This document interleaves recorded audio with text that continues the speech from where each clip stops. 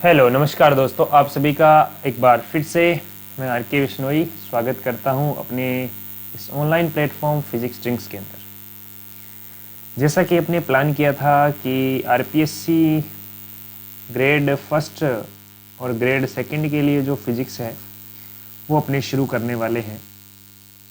तो ये आज का अपना फर्स्ट वीडियो है जिसके अंदर अपने फर्स्ट टॉपिक जो है टॉपिक नंबर 1 आप कहेंगे उसको अपने शुरू करने जा रहे हैं। और अपना जो पहला टॉपिक है फर्स्ट यूनिट जो है वो है आपके यूनिट्स एंड मेजरमेंट। क्या है? यूनिट्स एंड मेजरमेंट, यानी कि हिंदी वाले कह सकते हैं मात्रक एवं मापन। देखिए ये टॉपिक जो है आपका एक बेसिक टॉपिक है आप कह सकते हो, या बहुत ज़्यादा आप कह सकते हो इजी सा टॉपिक है, लेकिन इसी में से इजी होने की वजह से सबसे ज़्यादा क्वेश्चन इसी में से गलत होते हैं। खैर अपने को स्टार्टिंग से शुरू करना है, क्या गलत होता है क्या नहीं है सभी बिंदुओं पे अपने चर्चा करते हुए चलेंगे। तो आज से अपना ये कोर्स वीडियो कोर्स शुरू हो रहा है जिसके अंदर आरपीएससी फर्स्ट सेकंड ग्रेड के लिए जितना भी मटेरियल है पूरा का पूरा अपने क्या करेंगे भैया, कवर करेंगे। तो अच्छे से पढ़ेंगे, लास्ट तक बने रहेंगे। पहले 11th-12th का कवर करेंगे, तत्पश्चात अपने बैचलर ऑफ साइंस यानी बीएससी और मास्टर ऑफ साइंस का भी टॉपिक जो है वो पूरे करेंगे। तो शुरू करते हैं अपने first class first lecture first topic के साथ। टॉपिक है अपना मात्रक एवं विमा। तो लास्ट तक जरूर बने रहें, मात्रक एवं विमा, ठीक है। जिन बच्चों ने 11th में एक बार इस टॉपिक को पढ़ रखा है वो बच्चे भी इसको ज्वाइन कर सकते हैं। चलिए, मात्रक एवं विमा के अंदर सबसे पहले अपने को जो पढ़ना पड़ता है वो टॉपिक है भौतिक राशियाँ। क्या पढ़ना पड़ेगा? भौतिक राशियाँ। क्या पढ़ेंगे? भौतिक राशियाँ, जिनको हम फिजिकल क्वांटिटी कहते हैं। क्या होती है? तो सिंपल सा हम जानते हैं, जैसा कि अपने 11th स्टैंडर्ड में पढ़ा था कि जिन राशियों को मापा जा सकता है यानी जिनका मापन संभव है, जिनका मापन क्या है? संभव है, यानी कहते हैं कि जिनको नापा जा सकता है या क्या किया जा सकता है, तोला जा सकता है, उन राशियों को हम कौन सी राशियां कहते हैं? भौतिक राशियां कहते हैं। भौतिक राशियां अपने बहुत जगह यूज होती है, ठीक है। स्टैंडर्ड बेसिक सा बात है जो हर जगह अपने भौतिक राशियां काम आती है। जैसे हम बाज़ार से कोई भी सामान लाते हैं, किलोग्राम में माप रहे हैं, हम चल के गए, कितना चल के गए, दूरी हो गई, उन सबको अपने मापते हैं, तो किसका यूज हो रहा है? वो भौतिक राशि का यूज हो रहा है। तो अपनी बात करें भौतिक राशियाँ जिनका मापन संभव होता है उन्हें क्या कहते हैं? भौतिक राशियाँ। इनको आगे दो कैटेगरी में कैटेगराइज किया जाता है भौतिक राशियों को। एक को हम बोलते हैं मूल भौतिक राशियाँ। कौन सी भौतिक राशियाँ? मूल और भौतिक राशियाँ, मूल भौतिक राशियाँ। और दूसरी होती है व्युत्पन्न भौतिक राशियाँ। कौन सी होती है? व्युत्पन्न भौतिक राशि, ठीक है। एक तो होती है मूल भौतिक राशि, एक होती है आपके व्युत्पन्न भौतिक राशि। ये दो प्रकार की होती है। मूल भौतिक राशियाँ वे राशियाँ होती है जिनको अन्य राशियों से व्युत्पन्न नहीं किया जाता, जिनकी संख्या कितनी होती है? 7। ये संख्या जो है एसआई यूनिट सिस्टम के अकॉर्डिंग फिक्स की गई है। बात करेंगे आगे। व्युत्पन्न जिनका निर्माण कह सकते हो, जिनको बनाया जाता है, किससे बनाया जाता है? इनको बनाया जाता है मूल राशियों से। किससे बनाया जाता है? मूल राशियों से बनाया जाता है। इनको किससे बनाया जाता है? मूल राशियों से बनाया जाता है। उन्हें हम क्या कहते हैं? व्युत्पन्न भौतिक राशियाँ कहते हैं। अब मूल भौतिक राशियों की अगर एग्जाम्पल की हम बात करें तो इसके 7 एग्जाम्पल अपने को याद करने हैं। सिर्फ और सिर्फ 7 ही राशियाँ हैं जिनको मूल भौतिक राशियाँ कहते हैं। ये स्वतंत्र राशियाँ होती है। ये कैसी होती है भैया? ये स्वतंत्र होती है, ये स्वतंत्र नहीं होती। ये क्या होती है? परतंत्र होती है, यानी दूसरों पे निर्भर करती है ये, ठीक है। जैसे इसके अंदर बात आती है, एक तो आता है आपका द्रव्यमान। क्या आता है साहब? द्रव्यमान आता है दोस्तों। अगली बात करें हम तो लंबाई आ गया, क्या आ गया, लंबाई। लंबाई के साथ में आप कह सकते हो तापमान जो है, ताप है। इसके अलावा आप कह सकते हो समय है, क्या है, समय है। एक आपके पास में क्या आता है, विद्युत धारा आती है, क्या आती है, विद्युत धारा आती है। एक आता है पदार्थ की मात्रा, पदार्थ की मात्रा, ठीक है। एक आपके पास में आती है प्रदीपन, प्रदीपन तीव्रता, क्या आती है, प्रदीपन तीव्रता। कितनी होगी, 1 2 3 4 5 6 7। ये 7 जो राशियां हैं, इन सातों को मूल भौतिक राशियां कहा जाता है।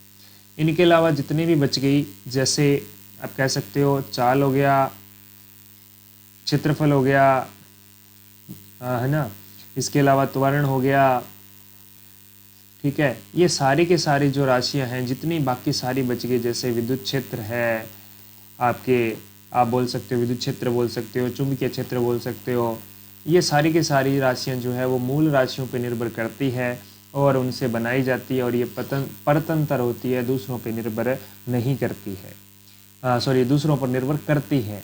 व्युत्पन्न भौतिक राशियां निर्भर करती है, मूल राशियां हैं वो दूसरों पर निर्भर नहीं करती। ये चीज़ अपने को अच्छे से क्या रखनी है, याद रखनी है, ठीक है। अब आगे हम बात करें, अगला जो आता है अपने पास में वो बिंदु है मात्रक।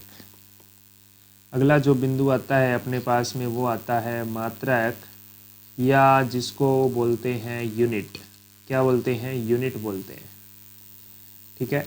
मात्रक क्या है, तो मात्रक क्या है, किसी भी भौतिक राशि के मापन के लिए नियत किए गए मान को, ये क्या है, एक फिक्स्ड वैल्यू होती है। ये क्या होती है, एक फिक्स्ड वैल्यू होती है। इस फिक्स्ड वैल्यू को ही हम क्या कहते हैं, अपने मात्रक कहते हैं। यानी किसी भी भौतिक राशि को मापने के लिए मापन हेतु फिक्स्ड वैल्यू जो है, मापन हेतु नियत किए गए मान को ही हम क्या कहते हैं, मापन हेतु फिक्स्ड वैल्यू को हम क्या कहते हैं, या मात्रक कहते हैं। ये मात्रक जो है ये मुख्य रूप से 2 कैटेगरी में कैटेगराइज किए जाते हैं, जो कि अपने अभी देखा था। जो मूल भौतिक राशि है उनको मापने के लिए जो मात्रक होंगे उनको बोला जाता है मूल मात्रक। कौन से मात्रक, मूल, यानी फंडामेंटल यूनिट्स। दूसरी जो होती है वो होती है व्युत्पन्न मात्रक, यानी कि डेराइव्ड यूनिट, जिनको क्या बोलते हैं, डेराइव्ड यूनिट बोलते हैं, ठीक है। ये हो गया दूसरे प्रकार की राशि। अब यदि हम बात करें कि मूल भौतिक राशियाँ क्या होती है, भौतिक राशियों की मात्रक क्या होती है और व्युत्पन्न, ये सिंपल सी वही है कि आपने पढ़ा मूल भौतिक राशियाँ, उनको मापने के लिए जो मात्रक होगा उसको मूल मात्रक कहेंगे। बाकी जो बच गई व्युत्पन्न राशियाँ, उनको मापने के लिए कौन से मात्रक होंगे, व्युत्पन्न मात्रक होंगे। ये चीज़ अपने को अच्छे से याद रखनी है। जैसे मूल भौतिक राशियों में आपने कहा था कि लंबाई आती है, क्या आती है, लंबाई, तो उसके लिए मात्रक क्या हो गया, लंबाई के लिए हो गया मीटर, क्या हो गया, एसआई मात्रक कह लो, या आपके मूल मात्रक क्या है, मीटर है। ऐसे ही द्रव्यमान जो है आपकी मूल भौतिक राशि है, मूल भौतिक राशि है तो इसका मात्रक भी मूल मात्रक होगा, जो कि क्या होता है, किलोग्राम होता है। इसके अलावा आप कहते हो समय हो गया, समय जो आपकी मूल भौतिक राशि है, और समय का जो मात्रक है वो जो है वो होता है सेकेंड। इसके बाद में अगर हम बात करें, आप कहते हो कि विद्युत धारा, कौन सी धारा, विद्युत धारा है, ये भी एक मूल भौतिक राशि है, तो हम कह सकते हैं मूल भौतिक राशि है तो इसका मात्रक मूल मात्रक होगा, और वो होता है एम्पियर। क्या होता है, एम्पियर। इसी तरह से आपकी प्रदीपन तीव्रता, प्रदीपन तीव्रता, ल्यूमिनेज इंटेंसिटी जिसको कहते हैं, इसका जो मात्रक होता है वो होता है कैंडेला। क्या होता है, कैंडेला होता है, जिसको CD से डिनोट करते हैं। ये आपके मूल राशियां हैं। इन मूल राशियों के मात्रक जो होंगे वो मूल मात्रक होंगे। इसके अलावा बच गई उनके भी होते हैं, जैसे आपके पदार्थ की मात्रा है उसका होता है आपके मोल, और तापमान जो है उसका होता है केल्विन। अब मूल के बाद में आता है व्युत्पन्न। तो व्युत्पन्न के अंदर जैसे आपने पढ़ा चाल, या आप कह सकते हो वेग, ठीक है। चाल और वेग दोनों का मात्रक जो होता है व्युत्पन्न मात्रक होगा, कौन सा होगा, मीटर प्रति सेकंड। अब इसको व्युत्पन्न क्यों कहते हैं, क्योंकि ये देखो, ये मीटर और सेकंड जो कि दोनों ही क्या है, मूल मात्रक है। इन मात्रकों से मिला के बनाए गए हैं व्युत्पन्न मात्रक, ठीक है। इसके अलावा जैसे त्वरण है, त्वरण का मात्रक है क्या होता है, मीटर प्रति सेकंड स्क्वायर होता है। तो ये सारे के सारे जो मात्रक हैं ये आपके व्युत्पन्न मात्रक हैं। इन 7 को छोड़ के, 7 राशियों के मात्रक को छोड़ के बाकी सारे के सारे किस में आते हैं, व्युत्पन्न राशियों में आते हैं। क्लियर है। अब मात्रक का चयन करते समय, मात्रक का चयन करते समय अपने को कुछ बिंदुओं का ध्यान रखना पड़ता है। वो बिंदु कौन कौन से हैं, उसमें नंबर 1 आता है कि भौतिक राशि के मात्रक जो है चयन करते समय वो मात्रक जो है वो सर्वमान्य होना चाहिए। कैसा होना चाहिए, सर्वमान्य होना चाहिए। उसका आकार भी आपके जो है, आकार जो है वो आपके क्या होना चाहिए, उचित होना चाहिए। कैसा होना चाहिए, उचित आकार होना चाहिए। उसके बाद में अगर हम बात करें तो इसका परिमाण जो है, परिमाण जो है वो फिक्स्ड होना चाहिए। परिमाण जो है वो क्या होना चाहिए, फिक्स्ड होना चाहिए, यानी वो हर जगह चेंज नहीं होना चाहिए, फिक्स होना चाहिए। जैसे 1 किलोग्राम आप कहते हो कि 1000 ग्राम के बराबर ही होता है, तो वो हमें हर जगह यही होगा, इसमें कोई चेंजमेंट नहीं आएगा, ठीक है। उसके बाद में हम बात, इसके अलावा अपनी बात करें चयन के अंदर और कौन सी बातों का ध्यान रखना है। नंबर 2 जो बात है वो ये है कि ये जो मात्रक है ये तापमान पे या दाब से या आपके समय के साथ में, जैसे जैसे समय बीत रहा है वैसे वैसे आपके जो मात्रक हैं वो क्या नहीं होने चाहिए भैया, चेंज नहीं होने चाहिए। क्या नहीं होने चाहिए, चेंज नहीं होने चाहिए, बदलने नहीं चाहिए, ठीक है ना। ये चीज़ आपको अच्छे से क्या रखनी है भैया, याद रखनी है। क्या रखनी है, याद रखनी है, ठीक है। ये बात आपने अच्छे से क्या रखनी है भैया, याद रखनी है। आशा करता हूँ इतनी बात आपको समझ आई होगी। और अगला जो पॉइंट अपने को याद रखना है वो पॉइंट है आपके पास में, पॉइंट नंबर 3 है। अगला पॉइंट जो है वो है आपके पास में पॉइंट नंबर 3 है। पॉइंट नंबर 3 में क्या ध्यान रखना है कि मात्रक जो है उसकी परिभाषा जो है वो सरल होनी चाहिए, परिभाषित किया जाना चाहिए। और परिभाषित कर रहे हो तो उसकी परिभाषा जो है वो आपके भैया सरल होनी चाहिए। ये पॉइंट आप अच्छे से याद रखें। अब इन पॉइंटों में से सीधा क्वेश्चन नहीं आ सकता, आपके एमसीक्यू आ गया कि निम्न में से कौन सा कथन सत्य है, असत्य है, वो बातें आपसे पूछी जाती है। अब एक चीज़ और, आपके जो भौतिक राशि है उसको व्यक्त करने के लिए, भौतिक राशि को व्यक्त करने के लिए, किसको व्यक्त करने के लिए,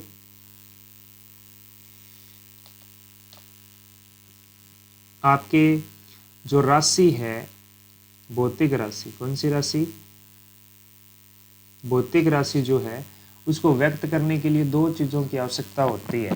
कितनी चीज़ों की आवश्यकता होती है, 2 चीज़ों की आवश्यकता होती है। एक तो आपको उसका क्या चाहिए, परिमाण चाहिए। परिमाण जिसको कहते हैं उसका संख्यात्मक मान जो होती है, संख्यात्मक मान होना चाहिए। और एक आपके पास में क्या होना चाहिए, संख्यात्मक मान के बाद में उसका एक अच्छा सा क्या होना चाहिए, मात्रक होना चाहिए। तो ये दोनों चीज़ें अगर आपके पास में हैं तो उस भौतिक राशि को अपने क्या कर सकते हैं, व्यक्त कर सकते हैं, ठीक है। संख्यात्मक मान बोल दो या आंकिक मान भी इसको आप कह सकते हैं। तो परिमाण जो है न्यूमेरिकल वैल्यू, संख्यात्मक इसको n से लिखते हैं, मात्रक को u से लिखते हैं। तो इन दोनों में क्या रिलेशन होता है, तो इन दोनों में रिलेशन ये होता है कि किसी भी भौतिक राशि का संख्यात्मक मान n जो है वो व्युत्क्रमानुपाती होता है मात्रक के। ये रिलेशन आपको अच्छे से क्या रखना है, याद रखना है। या इसको इस तरह से भी लिखा जा सकता है कि मात्रक जो है, यूनिट जो है वो इन्वर्सली प्रोपोर्शनल होता है संख्यात्मक मान के। इसका मतलब क्या हुआ, इसका मतलब ये हुआ कि मात्रक बड़ा करोगे तो संख्यात्मक मान क्या होगा, छोटा। अगर संख्यात्मक मान बड़ा करोगे ना तो मात्रक क्या होगा, छोटा। सिंपल सी बात, एक एग्जांपल से अपने क्लियर करते हैं कि आपके पास में मान लो 1 किलोग्राम है, उसमें आप कहते हो 1000 क्या होते हैं भैया, ग्राम होते हैं। यहाँ से आपका ये चीज़ जो है वेरीफाई कर रहा हूँ मैं, थोड़ा सा समझने की कोशिश करें, है ना। यहाँ पे क्या है कि ये मैं कह रहा हूँ कि 1 किलोग्राम में आपके 1000 ग्राम है। तो आप देखो यहाँ पे संख्यात्मक मान कितना है, 1 है, और ये आपका क्या है, मात्रक है। ये आपकी क्या है, न्यूमेरिकल वैल्यू, और ये क्या है आपका मात्रक है। ये फिर से आपकी क्या है, न्यूमेरिकल वैल्यू है, और ये आपका क्या है, मात्रक है। तो यहाँ पे संख्या क्या है, छोटी है, तो मात्रक क्या है आपके, बड़ा। किलोग्राम बड़ा मात्रक है। अब यहाँ पे देखो संख्या क्या है, बड़ी है, संख्या यहाँ पे बड़ी है, तो मात्रक क्या आ गया, छोटा आ गया। कौन आ गया, ग्राम। किलोग्राम और ग्राम में कौन छोटा, ग्राम, तो मात्रक क्या हो गया, छोटा। और 1 और 1000 में बड़ा कौन, 1000, तो यहाँ पे नंबर क्या हो गया, बड़ा। अगर नंबर बड़ा आएगा तो मात्रक छोटा आएगा, मात्रक छोटा आएगा तो संख्या बड़ी आएगी।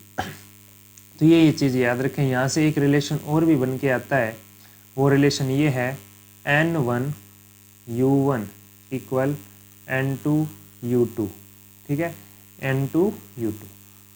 ये कंसेप्ट भी आपने अच्छे से याद रखना है। यानी कि पहली यूनिट जो है, पहली संख्यात्मक मान, और दूसरी यूनिट और दूसरा संख्यात्मक मान के क्या होता है, बराबर होता है।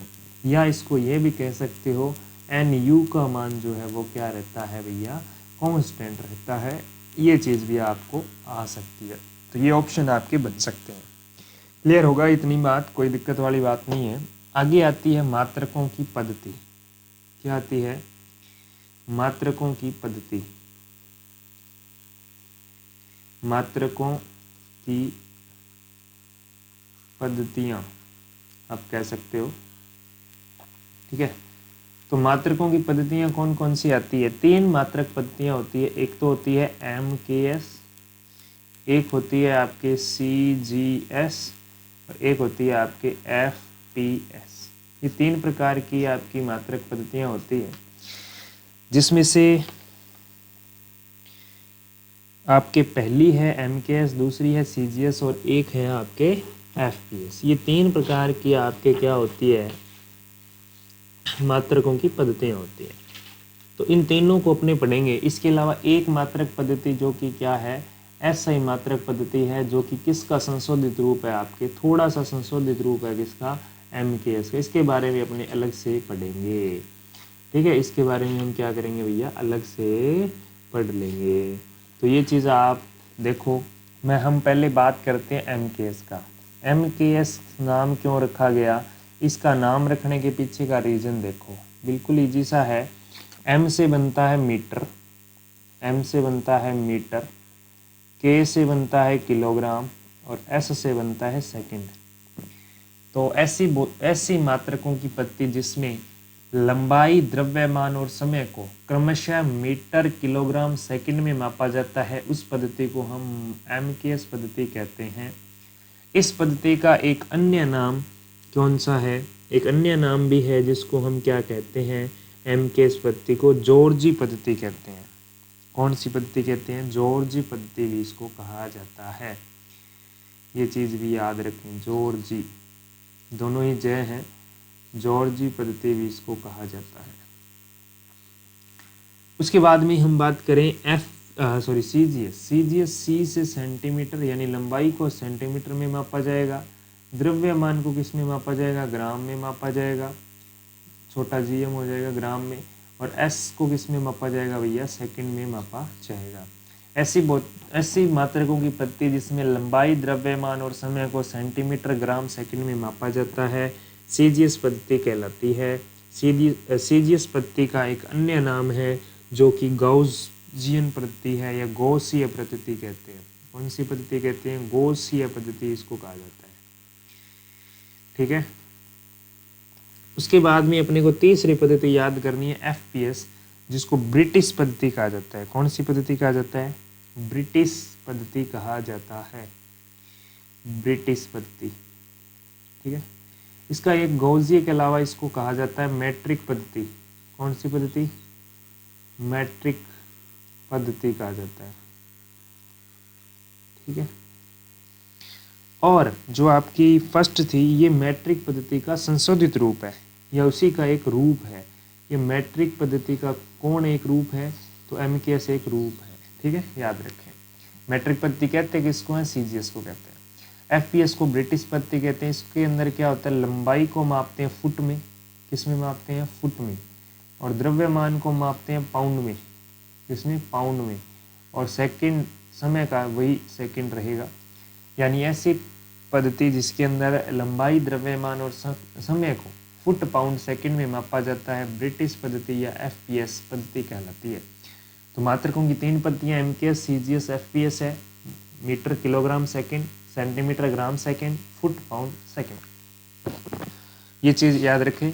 एमकेएस को जॉर्जी पद्धति कहते हैं, सीजीएस को गॉसियन पद्धति या मैट्रिक पद्धति कहते हैं और एफपीएस को ब्रिटिश पद्धति कहते हैं। अब एमकेएस है, इसको कई बार देखो एमकेएस है, इसको अपने कई बार एमकेएसए भी बोला जाता है, मीटर किलोग्राम सेकंड एम्पियर। ठीक है, इसी का एक संशोधित रूप है, उसको हम क्या बोलते हैं, एसआई पद्धति बोलते हैं। कौन सी मात्रक पद्धति? एसआई मात्रक पद्धति कहते हैं, जो कि 1960 के अंदर लागू हुआ था। किसने किया था? अंतर्राष्ट्रीय माप तोल समिति ने। अंतर्राष्ट्रीय माप तोल समिति द्वारा यह लागू किया गया था। अंतर्राष्ट्रीय माप तोल समिति द्वारा यह क्या किया गया था? लागू किया गया था। इसके द्वारा ही, एसआई के द्वारा ही जो भौतिक राशियाँ और मात्रक है उनको मूल मात्रक और व्युत्पन्न मात्रक के रूप में अपनाया गया। कुछ मूल थे और कुछ व्युत्पन्न थे। इसके अलावा तीसरा भी एक है जिनको हम पूरक मात्रक भी कहते हैं। यानी ऐसे पूरक मात्रक वो मात्रक हैं जो नई तो मूल में आते हैं और नई व्युत्पन्न में आते हैं, उन मात्रकों को पूरक मात्रक कहते हैं। पूरक मात्रक कितने हैं टोटल पूछे तो 2 है। मूल मात्रक कितने हैं? 7 हैं। पूरक कितने हैं? 2 है। मूल और पूरक दोनों की संख्या मिला के पूछे तो कितनी है? 9। लेकिन पीछे कितने बच गए इनको अपने काउंट नहीं कर सकते, कोई फिक्स नहीं है कि कितने हैं। ठीक है, अनंत अपने कह सकते हैं। तो पूरक मात्रक कौन कौन से, उनके नाम आप अच्छे से याद कर लें। कई बार डायरेक्ट पूछ लिया जाता है कि निम्न में से कौन सा पूरक मात्रक। एक तो आपके कोण का, कोण एक पूरक राशि है। पूरक राशि एक और है घन कोण। घन कोण, कोण यानी सिंपल आपके 2D के अंदर बात करते हैं और घन कोण जो आता है वो आपके 3D के अंदर आता है। तो 2D में कोण का मात्रक होता है रेडियन, याद रखें क्या होता है? रेडियन। और 3D में जो मात्रक आता है वो आता है स्टे रेडियन। है तो रेडियन ही, उसके आगे स्टे और जोड़ दिया जाता है। तो स्टे रेडियन जो है वो तो आपके 3D घन कोण का मात्रक है और कोण का मात्रक क्या है? रेडियन। ये आपकी कौन सी राशियाँ हैं? पूरक राशियाँ हैं और ये उनके पूरक क्या हो गए? मात्रक हो गए। तो ये चीज़ आपने अच्छे से याद रखनी है। क्लियर हो गया होगा, इतनी बात आपको समझ में आ गई होगी कि अपने क्या चर्चा की है। अब एक चीज़ और, रेडियन को अपने डिग्री में भी बदल सकते हैं। तो याद रखें आप, 1 डिग्री जो होता है वो π/180 डिग्री होता है। π/180 होता है। यानी डिग्री में दिया है, पाई में बदल सकते हो। पाई में दिया पाई यानी कि रेडियन में दिया है तो आप डिग्री में बदल सकते हो। आप ये कह सकते हो 180 डिग्री जो होता है वो बराबर होता है पाई रेडियन के। इसके बराबर होता है, पाई रेडियन के बराबर होता है। और यहाँ से ही आपका जो ये रिलेशन जो है, इसी से आपका ये वाला रिलेशन जो है वो बना है। क्योंकि इस 180 को इधर भेज दिया तो 1 बराबर कितना बच गया? इधर तो डिग्री में था ना, तो ये इधर 1 डिग्री बराबर हो गया π/180 रेडियन। तो ये चीज़ आप अच्छे से याद रखें। अब कैसे चेंज करेंगे क्या है वो अपने एक आधा एग्जाम्पल आगे देख लेंगे। जैसे आपको बोला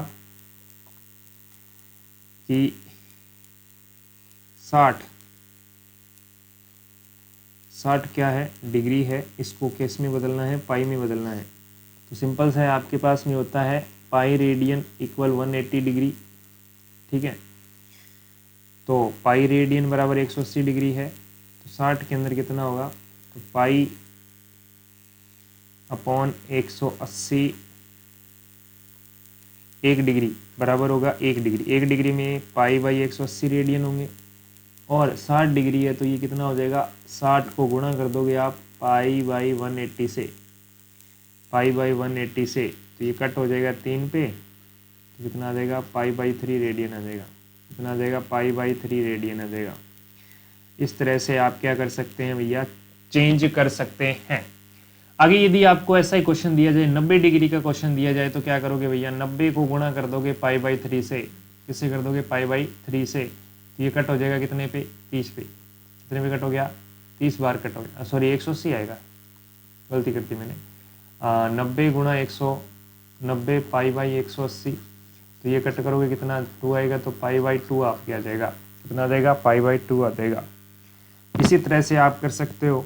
ऐसे ही आपको दिया जाए कि 2π/3 रेडियन है, इसको डिग्री में बदलो। अब की बार उल्टा करना है, अब की बार पाई को डिवाइड में कर दो, तो 180/π बराबर 1 रेडियन। ठीक है, तो आपको 2π/3 दिया गया, तो 2π/3 को मल्टीप्लाई कर दो 180/π से। तो पाई से पाई कैंसिल हो गया, 3 से ये कैंसिल करोगे तो कितना आएगा, 60 गुणा कर दो 120 आ जाएगा, 120 डिग्री। इस तरह से आप रेडियन को पाई में और पाई को रेडियन में बदल सकते हैं। ठीक है, ये बात आपको समझ में आ गई होगी। आशा करता हूँ यहाँ तक आपको टॉपिक क्लियर हुआ होगा, और आज की वीडियो यहीं अपने एंड करेंगे। नेक्स्ट वीडियो में अपना जो टॉपिक रहेगा वो यही रहेगा, और इसके अंदर अपना जो अगला टॉपिक आएगा वो आएगा बीमा, और उसके बाद में टॉपिक आएगा आपके एरर यानी त्रुटियाँ। फर्स्ट ग्रेड और सेकंड ग्रेड में अगर इस चैप्टर से बात करें तो क्वेश्चन आपके मेनली 3 टाइप के बनते हैं। या तो आपके बीमा से प्रश्न बनता है, या आपके त्रुटि से प्रश्न बनता है। ठीक है, इसके अलावा आपके प्रश्न जो हैं वो कथन वाले बनते हैं। जितने भी कंसेप्ट हैं, परिभाषाएं हैं उनके अंदर, उन कंसेप्ट से आपके कथन वाले क्वेश्चन जो है बन सकते हैं। बड़े क्वेश्चन जो मेनली आज तक पूछे वो बीमा से या त्रुटि से पूछा है। क्लियर है, ये बात अच्छे से याद रखें। तो आज की वीडियो अपने यहीं एंड करेंगे, मिलते हैं नेक्स्ट वीडियो में। तब तक के लिए bye bye, take care, thank you.